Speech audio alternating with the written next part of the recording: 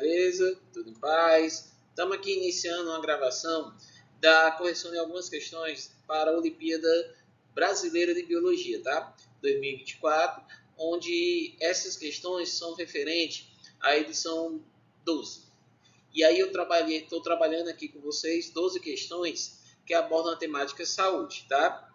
Inicialmente, a gente vai observar que na prova ela vem trazendo um texto que ela vem trabalhando a ideia da Zika, a doença Zika, que é uma doença viral, tá? Aqui, você olha aqui no texto, eu marquei alguns trechos que trazem informações sobre as suas características. As características virais, né, do vírus, e a questão em relação aos sintomas, ok? Alguns termos, realmente, para a realidade do ensino médio, não são aplicados. Porém, a gente vai tentar traduzir, vamos dizer assim. Bom, inicialmente, eu quero que vocês observem, tá? Vou olhar aqui para a tela junto com vocês. A gente tem a questão da infecção da Zika, é uma infecção aguda, ou seja, quando ela surge de forma rápida. A transmissão ocorre pelo Aedes aegypti, um mosquito.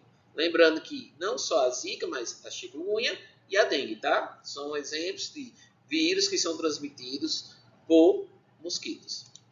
Nessa situação, então, a gente vai observar a questão dos sintomas agora. Nos sintomas, percebam, tem esse termozinho bem técnico, isso é o trava-língua, né? Enxatema maculopapular pruriginoso.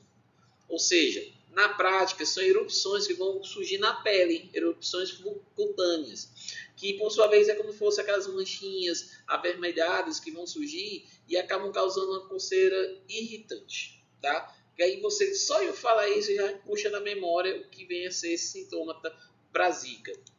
Além disso, a gente tem a questão da febre intermitente, que aí a gente consegue entender que nesse caso é a febre que vai surgir em situações adversas, situações distintas. Ela surge um momento, desaparece, retorna novamente, tá? Então tem um período de aumento e diminuição de temperatura, como coloquei aí. Em seguida, a gente tem essa situação. Hiperemia conjuntival não purulenta e sem prurido. Esses termos purulento e prurido estão associados à questão da formação, da produção de pus e da condição da coceira, tá? Então você vai entender que ocorre a vermelhidão nos olhos, né? Daí o termo conjuntiva, que é o tecido que nós temos aqui dessa região, sem a presença de pus e sem coceira, ou seja, os olhos ficam bem vermelhos, tá? Mas você não produz pus e nem tem a questão de coçar, tá? Que é aquela questão, por exemplo, da conjuntivite. Conjuntivite seria a inflamação da conjuntiva, tá entendendo? Então, quem já teve conjuntivite, quem já teve esse desprazer, vai perceber o que eu estou dizendo, né? Vai compreender o que eu estou dizendo, né? Irritação, e aí tem aquela questão de produzir de uma secreção que é bem desconfortável, tá? Em seguida, a gente tem artralgia. A artralgia está relacionada às articulações, ou seja, dores nas articulações. Por exemplo, artrite. Artrite é uma inflamação nas articulações, tá? E aqui eu tenho a mialgia, dor muscular. Todos esses sintomas agora, com esses termos, você já... isso! Beleza, já deu para compreender, tá? Acelerando um pouquinho, a dor de cabeça, que a gente já entende o que viria a ser, e a evolução benigna. E sintomas desaparecem com 3 a 7 dias. Quando eu digo evolução benigna, é no sentido de que aquela doença surge, ela vai surgir os sintomas, e você tem uma evolução positiva. Quer dizer o quê? O teu corpinho vai trabalhar contra a infecção. Então você tem um tempo de reação em que gira de 3 a 7 dias. Claro que a gente vai lembrar que os organismos podem variar. Pode ter essa mudança, pode ter essa distinção, tá? Na outra parte do texto, a gente já tem uma situação diferente, que ele vai chamar a atenção para o tratamento. E aí é um ponto importante. Quando eu falo tratamento, eu estou me referindo a sintomas. Eu vou trabalhar a condição de sintomas. E aí, nessa situação, a gente vai perceber a Zika, especificamente, não existe tratamento para ela. Mas quando eu falo não há tratamento, é em relação ao vírus. Ou seja, não tem aquele medicamento que vai matar o vírus. Aí eu lembro, matar entre aspas. Porque a gente precisa compreender que o vírus, dependendo da conjuntura, dos especialistas que estão observando, o vírus ele é um indivíduo que não é caracterizado por ser um ser vivo por não ser formado por célula. Então, assim, não é que eu vou matar, eu tenho que desativá-lo, certo? Eu tenho que neutralizar, ok? Então, nessa situação, a gente vê que, em geral, são utilizadas medicações como paracetamol e dipirona. Deu uma falha técnica aí, mas perdoa. Paracetamol e dipirona. Esses medicamentos vão atuar diretamente na condição sintomática. Lembrando, a medicação deve ser utilizada apenas com prescrição médica ou um agente da saúde que tem um conhecimento específico para essa situação. Tá? Automedicação não é correto. Você pode piorar seu quadro clínico. Tá? Vamos lá, dando continuidade. Tem a condição do uso de antihistamínico, que eles vão novamente atuar na questão sintomática. Lembre, a histamina é um sinalizador para que o nosso sistema imune ele passe a atacar um agente invasor. Só que nessa circunstância, dependendo da condição, você pode ter um ataque fora da medida. É um ataque acima do esperado, que seria principalmente a ideia por trás das alergias. Nessa configuração, então, o antihistamínico ele vai auxiliar essa condição da coceira, da vermelhidão e do corrimento nasal que pode ocorrer em alguns quadros, tá? Observe que lembra até um pouquinho da questão de crises alérgicas, né? A questão da gripe, em algumas circunstâncias, que você tem coriza, dor no nariz, então isso é bem peculiar essa situação, tá?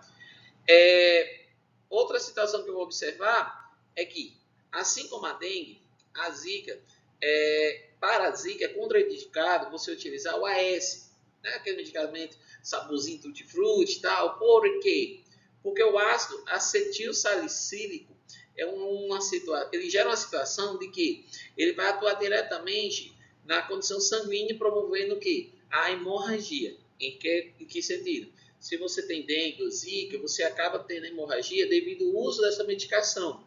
Então, assim, seria uma condição de um efeito colateral ocasionado pela condição da doença que você está naquela circunstância, tá? Que é a zika. E aí, nesse trechinho final, ele chama atenção para as ações que são necessárias, que vai trabalhar em cima do combate das arboviroses. E aí já chama atenção aqui, essa informação é preciosa para algumas questões. Arboviroses são aquelas viroses que são transmitidas por mosquitos, insetos, onde eu vou ter uma situação em que o ambiente ele proporciona o quê? A proliferação deles, certo? Por exemplo, ambientes tropicais, é muito comum ocorrer a reprodução de mosquito, consequentemente, eu tenho uma maior facilidade de ter a transmissão de dengue, zika e chikungunya, tá? Então, vamos lá. Na primeira questão, veja que eu já deixei uma marcação aqui, ó. Essa marcação, doenças negligenciadas, é o ponto central da pergunta, tá? Boa parte dessa pergunta eu tentei buscar um termo que te ajudasse a pensar um pouquinho nela, tá? Perceba, na questão, doenças como a dengue, zika, chikungunya e febre amarela são consideradas doenças negligenciadas. Palavras negligenciadas são aquelas doenças em que você não tem a devida atenção pelos órgãos públicos. Então, quando eu tenho essa situação, eu tenho um descaso, eu não tenho investimento necessário para pesquisa, para a produção de medicação, para ações de saneamento básico, tá? Então, vamos lá. Nessa situação, ele quer saber qual das medidas está relacionada, são consideradas, certo, como efetivas em relação a doenças negligenciadas, tá? Ou melhor, perdão, confundi aqui. O que caracteriza doenças negligenciadas é isso que você vai observar. Eu marquei nesses itens algumas situações que chamam a atenção para você invalidar o item. Por exemplo, na B, não há conhecimento. Lembra, ele está falando da zika, que foi abordada no texto. Não há conhecimento sobre sua forma de transmissão e sintomas? Pô, de cara o texto já chama a atenção da transmissão por mosquito. Então aqui eu já derrubo a ideia, assim como os sintomas também já são apresentados. Na C, não são consideradas letais, doenças letais. A gente entende que a zika, a chikungunya, por mais branda que ela possa ser, a gente entende que essas doenças, em casos graves, pode chegar à morte. Mas, John, então eu poderia dizer que elas não são letais? Beleza. Mas lá na questão também tem uma situação onde eu tenho dengue, zika, chikungunya e febre amarela. Febre amarela é um caso seríssimo, uma doença viral. Então a chance de chegar a óbito é muito alta. Por mais que toda a tecnologia, por mais que todos os tratamentos tenham evoluído. Mas há um risco real. Então pode ser letal, tá? Então aqui derrubo esse item. No entender, são doenças em que não há possibilidade de controle por vacinação.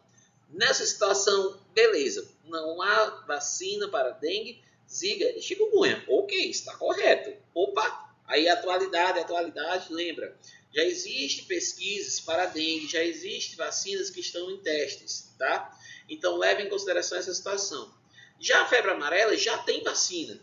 A febre amarela já tem vacina. Então só o fato de eu ter vacina, eu já derrubo esse item, porque ele está dizendo que não há a possibilidade de controle em relação às doenças da questão. Ou seja, ele não se referiu apenas à zika, tá? Então fica atento.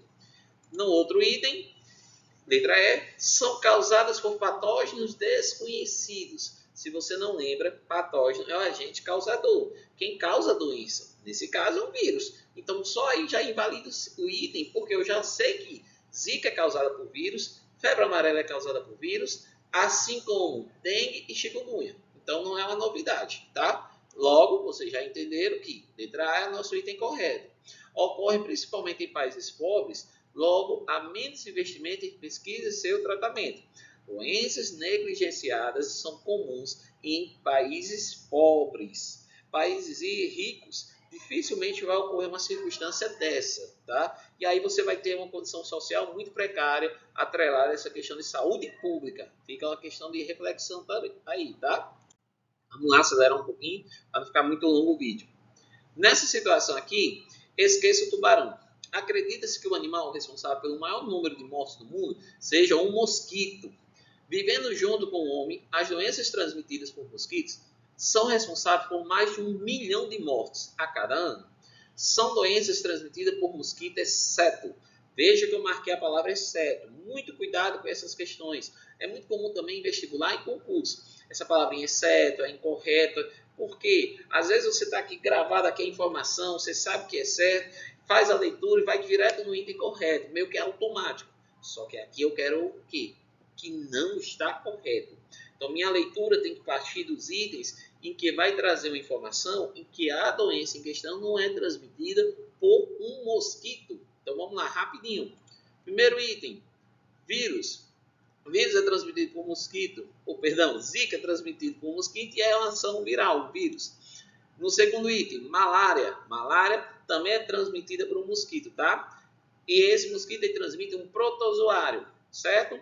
E aí a gente pode até abordar em outro vídeo quais são os protozoários responsáveis pela malária ou outras doenças, tá? Sem problema nenhum. Vamos lá. Leishmaniose, também é um mosquito, tá? Também é um mosquito e também é um protozoário. Filariose, também conhecida como elefantíase, ela é transmitida por um mosquito e é um nematóide, um tipo de verme. Lembrando, esse termo verme é um termo popular, em que eu vou englobar platelmintes, nematóides, tá? Que seria a tênia, que é conhecida como solitária, e as lombrigas, que são conhecidas como nematóides, tá? Doença de Chagas. Poxa, doença de Chagas é transmitida por um besouro e é um protozoário também, protozoário flagelado.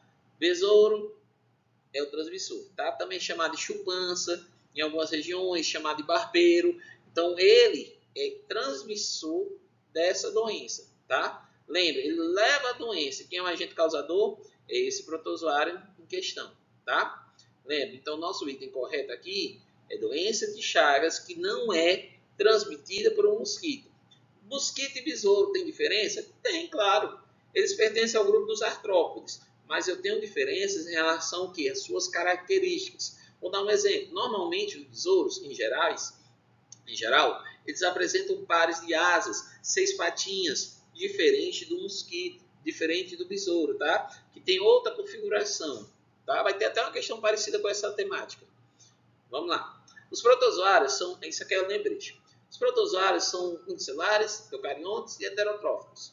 Já os vermes, eles são cilíndricos de vida livre ou parasitas. Lembrando que eles também são multicelulares ou pluricelulares, como queira chamar, certo? E eles têm uma configuração em que eles conseguem viver em diversos ambientes, tá? Tanto de vida livre, ou seja, na natureza, como parasitando outros organismos, tá? Verminoses é uma categoria que é importante a gente rever também mais à frente, tá? Vamos lá. Então, terceira questão. A prevenção das arboviroses pode ser realizada através de medidas simples como, vejam, Lembra, palavra-chave, arbovirose. Falei lá no início o que viria a ser. Vamos ver? Letra A, vacinação. Poxa, arbovirose. Vou recapitular. Doenças transmitidas por mosquito, doenças virais. Então, nessa situação, o que é que vai observar aqui? É uma medida simples para conter mosquito, controlar o mosquito. É vacinação? Se eu parar para observar, dengue, zika, chikungunya, até o momento ainda não temos uma vacina relacionada a zika e chikungunya. Dengue, como eu falei, no momento de atualidade agora, nós já temos teste, já temos a implementação dessa vacina e ampliando cada vez mais para pessoas, tá? Segundo item, soroterapia. A soroterapia, basicamente, vou pegar anticorpos de uma pessoa, certo? Vou sintetizá-los, vou produzir e vou inocular em outra pessoa. Ou vou pegar de um organismo, como no caso dos cavalos, que produzem o soro antiofídico, e vou utilizar esses anticorpos como defesa, tá? Como arma de combate. Da mesma forma, aqui não tem nada a ver com o mosquito. Vamos lá para o terceiro item. Terceiro item, eu vou ter a questão do saneamento ambiental, que é tratamento de água e esgotos. Esse ponto aqui eu vou chamar a atenção, tá? Fica gravando essa informação. Quando eu me refiro a saneamento ambiental, pessoal, lembre, são todas as ações que promovem higiene. Todas as ações que promovem higiene social estão dentro do segmento de saneamento ambiental. Tratamento de água e esgoto, a ação relacionada a saneamento ambiental. Só que diretamente não vai causar um impacto, especificamente, no controle de mosquitos. Tá? Aí você puxa lá da dengue, quais são as ações para controlar a dengue? A dica. E aí a gente vai, eliminação dos criadores de larvas, saneamento ambiental novamente, higiene. Quando eu tenho um ambiente que tem a questão de lixos, né, eu tenho a possibilidade de ter vários criadores. E aí esses criadores vão promover o quê? A reprodução do Aedes aegypti. Lembre, a Aedes aegypti é o transmissor, é o agente transmissor, o agente vetor. Ele vai levar o agente viral, certo? Então, eu consigo controlar a sua reprodução eliminando os criadores, tá? Próximo item que a gente vai observar, esterilização de instrumentos cortantes. Lembra? Saneamento ambiental. Nessa situação aqui, ele não influencia na questão dos mosquitos. Então, a gente também tira esse item. E o nosso item correto, lógico, que já entendemos, é o item D, tá? Próxima questão. São arboviroses. Olha aí, exceto novamente, tá? Então, nós já sabemos aqui, rapidinho. Nós temos a ideia de que arboviroses são vírus transmitidos por artrópodes, tá? Artrópodes é esse grupo em questão, esse filo em que engloba seres que têm um exoesqueleto de quitina, tá? E aí eles têm variações, eles vão ter, na sua maior configuração, organismos que possuem patinhas articuladas. Até a quantidade pode te ajudar a identificar grupos diferentes. Por exemplo, os insetos, em sua maioria, ou se não todos, vão apresentar 3 pares de articulações, 3 pares de patinhas. Então, tem 6 patinhas, tá? 6. As aranhas possuem quantas? As aranhas possuem 8. Então, é diferente, tá? Então, vamos lá. A dengue, vírus e mosquito, já sabemos. Zika, vírus e mosquito. Malária, novamente, protozoário e mosquito. Febre amarela, vírus e mosquito. E o último, chikungunya, vírus e mosquito. E agora, qual o item? Arboviroses, vírus. Então, nosso item errado aqui é malária.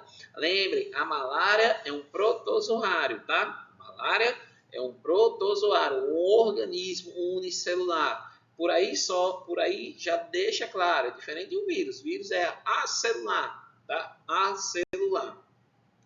Próxima. Uma característica presente no agente etiológico. Uma característica presente no agente etiológico, tá? Da zika é 4 pares de patas. Agente etiológico, deixa logo claro. É quem causa a doença. Agente etiológico, quem causa a doença, tá? Nessa situação, então, eu vou observar aqui quais são as características da agente etiológico aqui em questão. Quem causa a doença? É um vírus. Então, o item A, 4 pares de patas, ele está falando de aracnídeos. Então, não é um vírus. Fora. Exoesqueleto de celulose. Opa, até aqui está errado. Duas coisas, tá? Celulose não está presente. Não está presente no exoesqueleto dos artrópodes. Então, já é um item errado. E o próprio exoesqueleto não existe na presença dele, essa estrutura nos vírus. Não existe, tá? Então, fora também. C. Crescimento através de mudas ou equites. Metamorfose. Isso não existe nos vírus. Fora. Presença de vacúolos e plastos. São estruturas celulares. Então, só fazer serem estruturas celulares já derruba a possibilidade de estar em um vírus. O vírus é acelular e não apresenta organelas citoplasmáticas. Fora. E aí, o nosso último item, a gente tem a condição do capsídeo proteico, a cápsula de proteína, que é o que caracteriza a estrutura de um vírus. Lembrando, o vírus apresenta material genético e o capsídeo. Em alguns termos, livros, a gente encontra núcleo capsídeo, único termo, tá? Lembrando que pode variar em termos de quê? Qual tipo de material genético, que a gente vê agora na frente, tá? Marcando a resposta. Vamos lá, a sexta, perdão. O flavivírus partilha um tamanho comum. Veja que ele vai descrever as características do vírus, tá? E aí um ponto que eu chamei a atenção é quando ele fala do material genético. Uma única fita positiva de DNA. Entre as arboviroses, as causadas por flavivírus são as mais importantes, causadoras de surtos ou epidemias. Espera-se encontrar na partícula viral de um flavivírus, aí eu vou observar, olha aqui a estrutura, tá? Como é feito esse flavivírus, essa foi a descrição que foi feita. Eu vou observar também, aqui logo aqui embaixo, certo? Ops, aqui, certo? A questão da fita única, que é do RNA, e a fita dupla, que é a do DNA, tá? Que podemos rever mais à frente. E a questão aí, vamos lá. Somente o RNA que vai apresentar uma única fita positiva. Nesse caso, eu estou chamando a atenção porque ele tem itens em que ele coloca aqui a polimerase e a transcriptase. São duas enzimas que atuam diretamente no processo de replicação do material genético, tá? Então, a transcriptase, ela vai ser capaz de adicionar nucleotídeos de DNA e a polimerase, ela vai ler o DNA e adiciona nucleotídeos de DNA, tá? São dois processos distintos que a gente pode ver somente o vídeo com isso, tá? Para aprofundar, para relembrar, para trabalhar, tá? Deixa eu acelerar porque está ficando longo, né? A sétima questão. Na sétima questão, a gente tem o vírus DNA e RNA. Possuem em comum a formação de RNA mensageiro no interior da célula hospedeira, a fim de garantir a síntese de novas proteínas virais. Então, aqui a gente vai lembrar de que? Citologia, as organelas citoplasmáticas, tá? Nesse caso, a gente vai observar quais são as suas funções. E aí eu vou observar lisossomo, gestão intracelular, ribossomo, centrossomo, regulação da divisão celular. Eles que vão permitir a construção dos centríolos e daí formar aqueles tubos, vamos modo de dizer, tubos que vão coordenar, organizar a própria estrutura celular com o processo de divisão celular. Temos o núcleo, que vai armazenar o material genético. O complexo de Golgi, que atua na secreção celular. Tá? É muito comum a gente associar a ideia de que ele vai englobar as enzimas e vai redirecioná-las, vai dar um direcionamento para elas. Ribossomos, síntese proteica. Então, nos ribossomos, a gente vai lembrar da maquinária, que é essa ilustração aí que eu tenho aí, ó. Essa ilustração, ali embaixo, ela representa justamente o que? Um ribossomo, onde ele está recebendo aminoácidos e está formando um RNA mensageiro, tá? Ele é o principal responsável por esse processo, tá? Lembrando, os ribossomos eles estão incrustados na estrutura do retículo endoplasmático granular e soltos no espaço celular, tá? Na parte intracelular.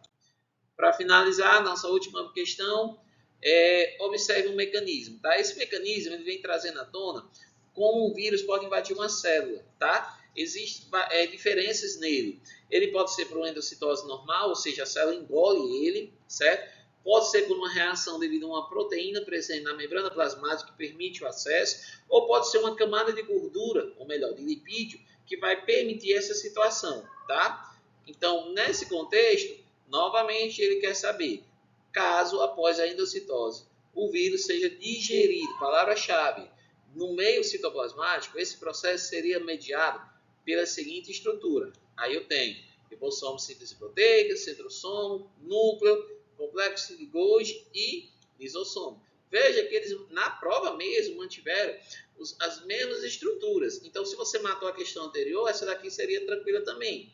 Tá? Então, é interessante rever um pouquinho dessa questão da função das organelas. Tá ok? É interessante a gente ver. Função do lisossomo, reforçando, é digerir substâncias para a célula. Processo que ocorre graças a inúmeras enzimas digestivas. Tá? Então, ela vai fazer essa digestão.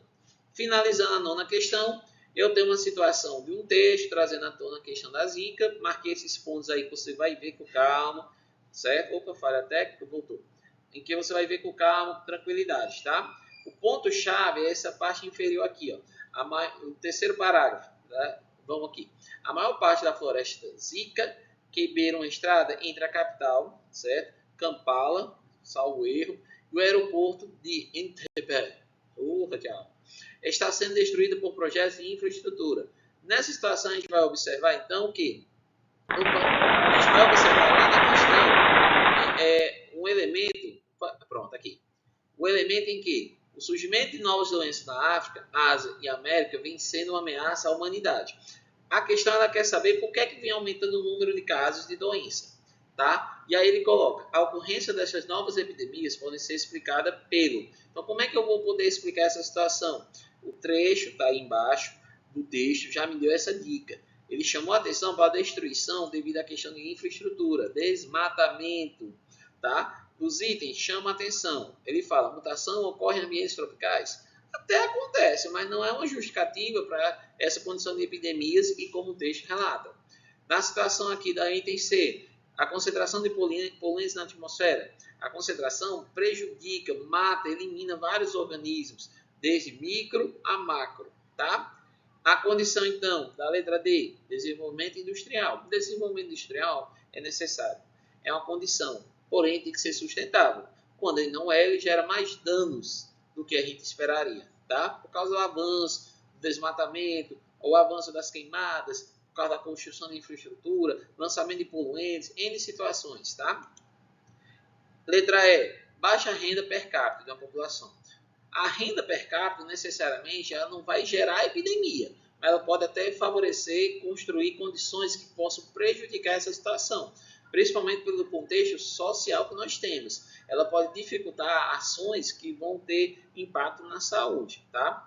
Então, o nosso item correto é a letra B, destruição de habitats naturais. Quando eu destruo um habitat, eu faço com que os micro-organismos, os organismos, migrem para outra região.